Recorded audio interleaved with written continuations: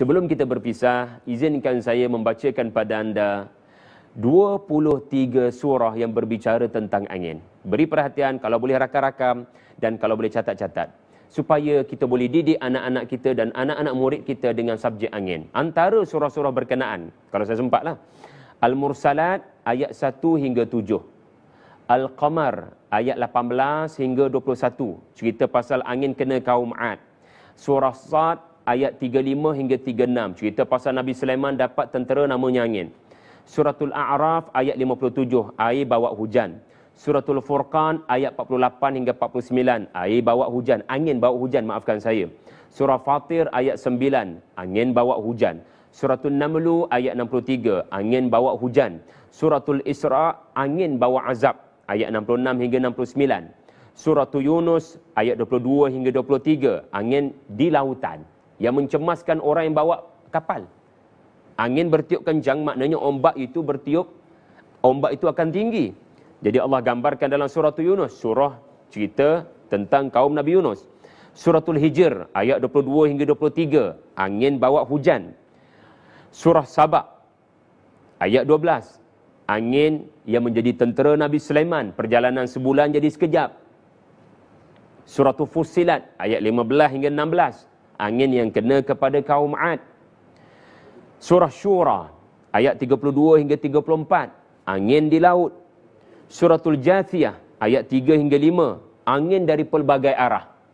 Diperumpamakan dengan fungsi seorang rasul yang berdakwah dengan pelbagai cara, pelbagai bentuk angin, pelbagai arah. Surah yang ke-14 ya, daripada 23 ni, ini yang ke-14, Suratul Jasiyah ayat 3 hingga 5. Saya dah sebut tadi, maaf. Suratul Ahqaf ayat 24 hingga 25, iaitu kaum Ad nampak awan gelap yang ditiup angin, rupanya membawa bala bencana kepada mereka. Suratul Zariyat ayat 1 hingga 6, angin yang bawa hujan dan angin yang bawa batu.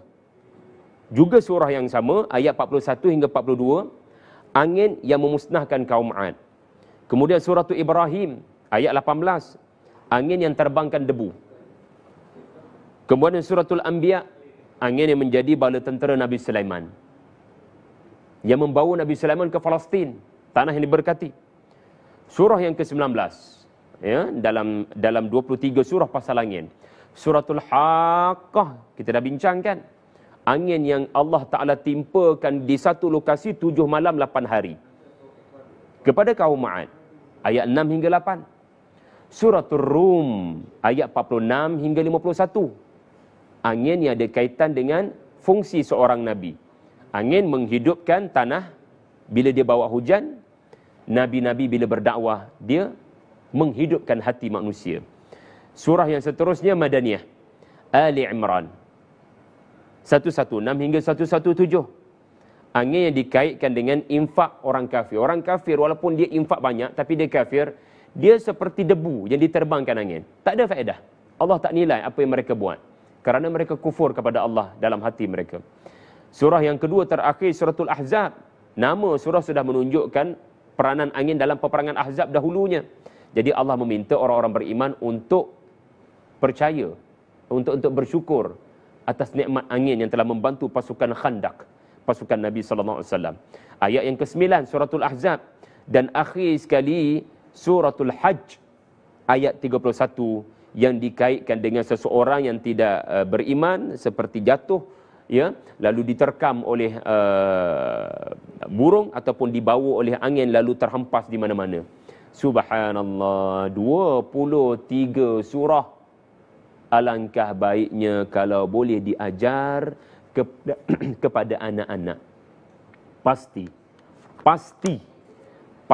anak-anak takkan melihat angin dengan cara yang sama. Sekurang-kurangnya anak-anak akan kata, ini bukan kebetulan, pasti ada sebab Allah datangkan angin kepada saya, papa, mama, ya.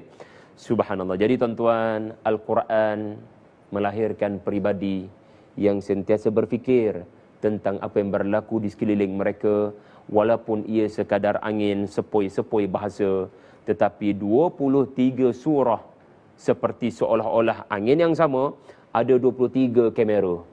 Ada 23 kamera, ada 23